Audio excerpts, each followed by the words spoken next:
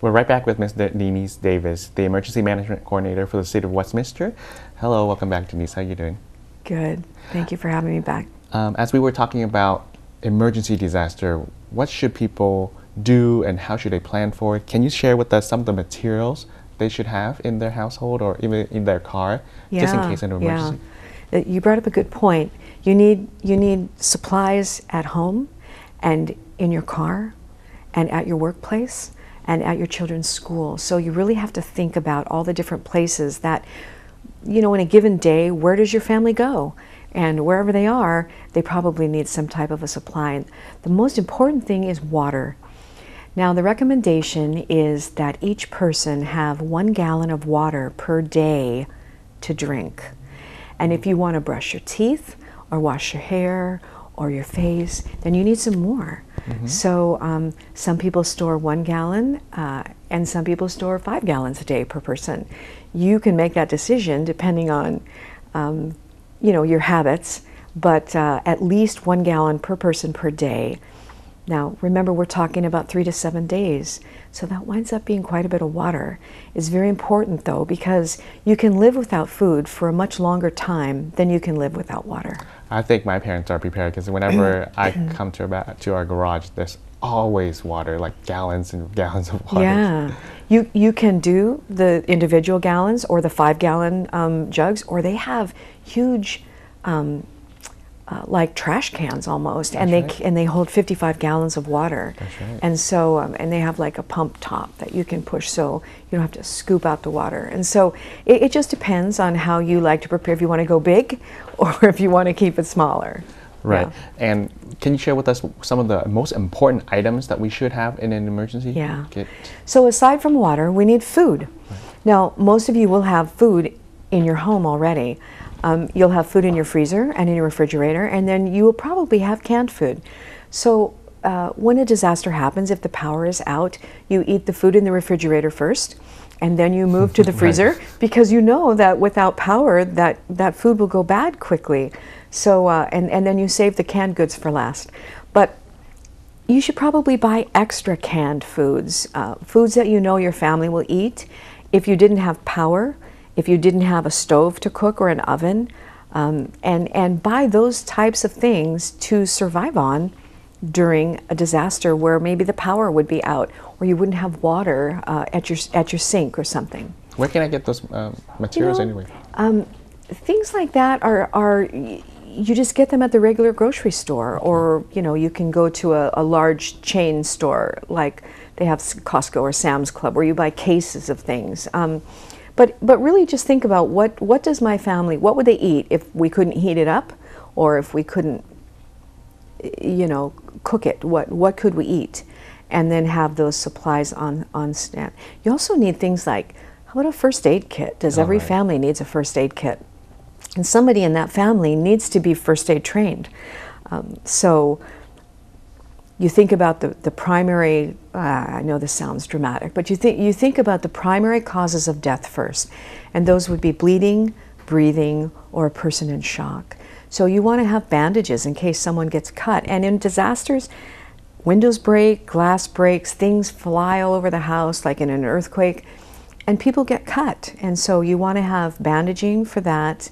You want to be able to, if someone gets hit on the head or something, or you find someone collapsed on the floor, you want to make sure that you understand how to check for a person's breathing and then tilt their head back to open up their airway, and then perhaps give them rescue breathing.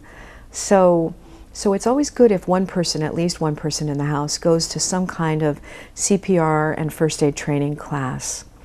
And then besides that, you just think about things that you use on a daily basis. What kind of tools do I have around my house? What kind of things do I use to clean my house?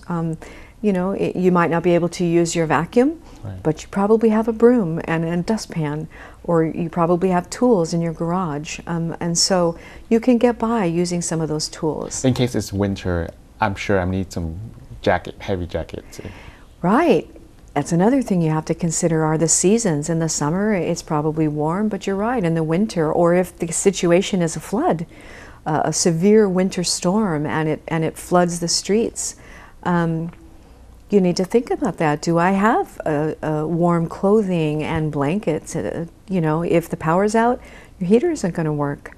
So you need to think about those things. Do I have sufficient bedding and clothing? And so I don't think that it's that people have to go out and buy a significant amount of things. They have most of those things already in their home.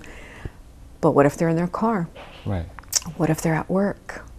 What if they're in their car and Yeah. at work? What kind You of need a stuff? kit. You need a supply kit. So you need to bring water and some kind of maybe food bars and nuts and things that would store well, crackers, those kinds of things, canned items. With a can opener, of course, we all think that we just use our electric can opener, but Right. your electric can opener may not work. So Right, you right. have to have the old-fashioned style of can openers. Or having those cans that's easy That to with the be- pop yeah, top, right, yeah. Right. right. And then you need like some type of blanket or something, extra shoes, maybe a few tools or something to have in your car. And the same for in your office. You need to store some kind of food and some kind of water. And maybe, you know, if a woman wears high heels to work, perhaps she needs some flat shoes if she needs to walk home. Good point. Yeah. And then think about your children in school too. They need some kind of little kit with some extra water and food and that. Another thing to think about is that if you are a person who takes medicine on a daily basis or regular basis, you need to have extra medicine. That's right. Because the pharmacy may not be open. So you need to at least get a month's worth extra and then rotate that. So, you know, use the most, the freshest and then save that extra one for another time and then rotate it. So Electronic device is not going to work during that time. So I imagine ATM's not going to work, your computer's not going to work. Right. Maybe your cell phone is going to run out of batteries. not. So Yep. we probably need to get some cash yeah. to ourselves. Store extra money in the home in case that's the situation. Very good thinking. And speaking of electronic devices, it's going to be out of service. Mm-hmm. Our phone should be wired phone. Communication is going to be hard. Yes, yeah. They have found that in past disasters that communications go out very quickly. Now there's a thing you can do. You can plan by having what they call an out-of-state contact. If you think about a disaster hitting in this region and our phone systems are out and our cell towers go down Right. because they're so overused by people or they actually have structural damage. If you call someone out of the region, there's a possibility that the phone may work.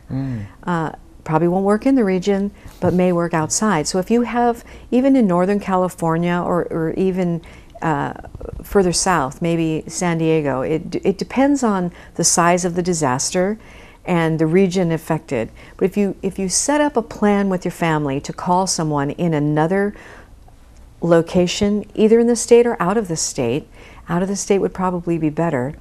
And then everyone keep that phone number in their wallet or their purse or in a backpack or something. And then if something happens, you can relay messages through that person out of state. And then that person can pass on those messages between your family members and you can communicate that way. They call that a family communication plan, out-of-state plan or something. The other thing is that texting seems to work That's in right. disasters. We text all the And time. so, yeah. And so set up a texting plan, you know. If something happens, everyone text mom or dad, and then dad will relay all the messages back and forth between the family members. You also want to set up maybe a location to meet. So if your family isn't at home when something happens, set up a location to meet. It's kind of a centralized location where people have to walk there to get together, but to get your family back together so that you can get through this disaster together. So for more information, so how can a person get all these resources, websites, contact number? Do we have anything like that? Yeah, you know, I'm actually redoing the city website right now to include lists of supplies and all of the things that you need to plan for. So that will be on the city website, I would say within the next month. Or you can email me. My email address is ddavis@westminster-ca.gov. city.gov. Thank you very much. And for those of you who are watching, you can go to the City of Westminster website. That is www.westminster-ca.gov for more information. Thank you.